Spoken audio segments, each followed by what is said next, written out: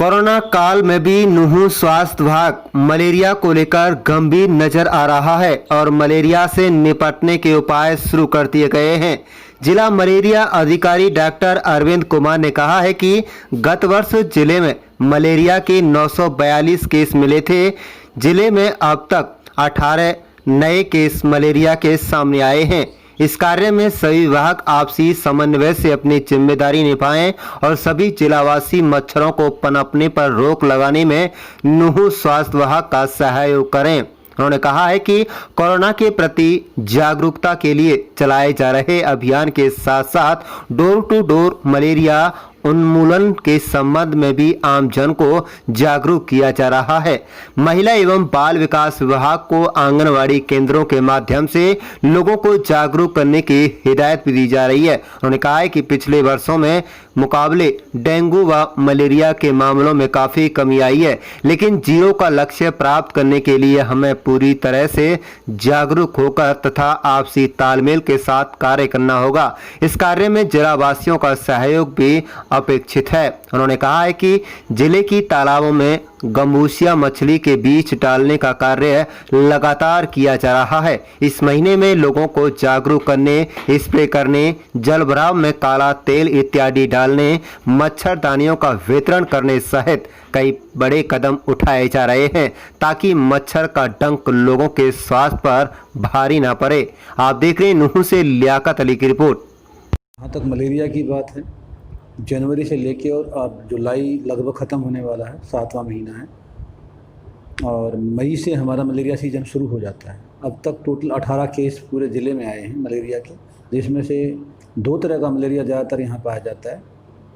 एक Plasmodium falciparum, एक Plasmodium vivax. तो पीवी जिसे हम कहते हैं, जो हल्का माना जाता है, जिसमें मौत कम होती है और कम ख़तरनाक होता है, उसके हमारे 16 केस हैं।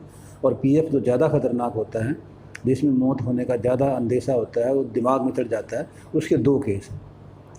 और रही बात एक्टिविटीज़ की, पिछला महीना जो जून का महीना होता है, हर साल हम उसको मलेरिया माह के रूप में मनाते हैं। और डेंगू के लिए जुलाई का महीना रखा जाता है, तो जुलाई को हमने डेंगू मंथ या डेंगू माह मनाया जाता है इसको। तो इस दोनों महीनों में जो अलग अलग तरह की एक्टिविटीज़ हैं, उस मलेरिया रोधी या डेंगू रोधी मच्छर पैदा ना होने दें और मच्छर पैदा हो जाएं तो उनसे बचने की सारी चीज़ें के ऊपर ध्यान दिया जाता है।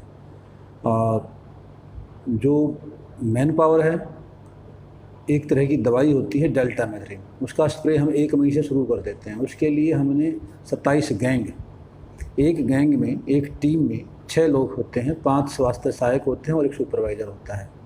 तो 13 गैंग तो हमने पुनाहाना में लगा रखे हैं और 14 गैंग हमारे नुहू में काम कर रहे हैं। लगभग 186 से 146 या 150 के लगभग गांव जो हैं हम कवर करेंगे। जो मलेरिया या जो मच्छर हैं मारने की जो दवाई का छिड़काव है, पूरे घरों में इन 150 गाँव में किया जा रहा है। एक राउंड हमारा 15 जुलाई को पूरा हो चुका है, जो इसमें 2 चरण होते हैं। जो पहला चरण है वो 1 मई से लेके 15 जुलाई तक, दूसरा चरण 16 जुलाई से लेके 30 सितंबर तक चलता है। ये दोनों 2.5 महीने के होते हैं।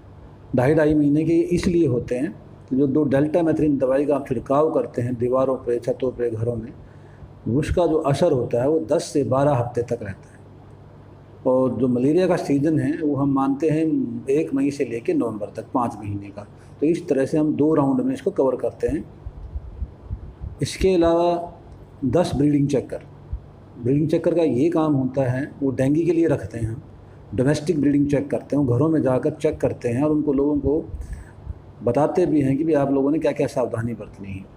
ब्रीडिंग चेकर काम करता है, घर के आसपास नालियों में पानी इकट्ठा ना हो, कूलर में पानी 1 हफ्ते से ज़्यादा ना हो, छत पे जो कटे फटे मटके, ट्यूब टायर, कोई ऐसे बर्तन हो, पेंट के खाली डब्बे हों जिनको हम रख देते हैं छत पे, उनमें पानी बारिश का इकट्ठा हो जाता है और 1 हफ्ते में ही वहाँ पे मच्छर पैदा हो जाता है। खासकर डेंगू का मच्छर पैदा होता है। और एक डेंगू का मच्छर अगर एक बाइट करता है, वो बहुत ज़्यादा भूखा होता है। कहते हैं कि वो एक दिन में 100 से ज़्यादा बाइट कर लेता है। अगर वो एक दिन में 100 लोगों को काट लेगा तो वो 100 लोगों को बीमारी फैला सकता है। तो जो हमारा ब्रीडिंग चेकर है, हर घर में जाकर ये चीज़ें चेक करता है, लोगों को बताता है। इसमें एक और चीज़, जैसे मनी प्लांट वगैरह हम घर में लगा देते हैं, जो ब्यूटिफिकेशन के लिए गमले लगाते हैं, गमलों के नीचे जो ट्रे होती है उसमें पानी आ जाता है, फ्रिज के पीछे जो ट्रे होती है उसमें पानी आ जाता है। तो ऐसी ऐसी जगह है जो आम तौर पर हर घर में पाई जाती है और उनमें मच्छर पैदा हो सकते हैं, इसके बारे में बताया जाता है। फ्राइडे आम तौर पर पूरे हरियाणा में मनाया जाता है, लेकिन मेवात में मुस्लिम बाहुल एरिया है ये, तो यहाँ फ्राइडे को हम ड्राई डे मनाते हैं। ड्राई डे में क्या है कि जो पानी की टंकी, कूलर और भी जो चीज़ें हैं इनको हम बिल्कुल साफ़ करके धूप में सुखाते हैं 4-5 घंटे। उसके बाद फिर हम दोबारा अगले हफ्ते के लिए इसको यूज़ करते हैं। तो बाकी बैनर, मीडिया, प्रिंटिंग मीडिया, अखबार के तहत या हमारे जो वर्कर घर घर जाते हैं, आशा वर्कर्स हैं, आंगनवाड़ी वर्कर्स हैं, हर एक लोग अपना काम कर रहे हैं। एक फीवर ट्रीटमेंट डिपो चलाए हुए हैं हमने, जिसमें गांव में जो आशा वर्कर है उसके पास मलेरिया को जांचने की और मलेरिया की दवाई देने की सारी प्रक्रिया वहाँ पर रखी हुई है। अगर कोई पॉजिटिव आ जाता है तो या किसी को बुखार होता है।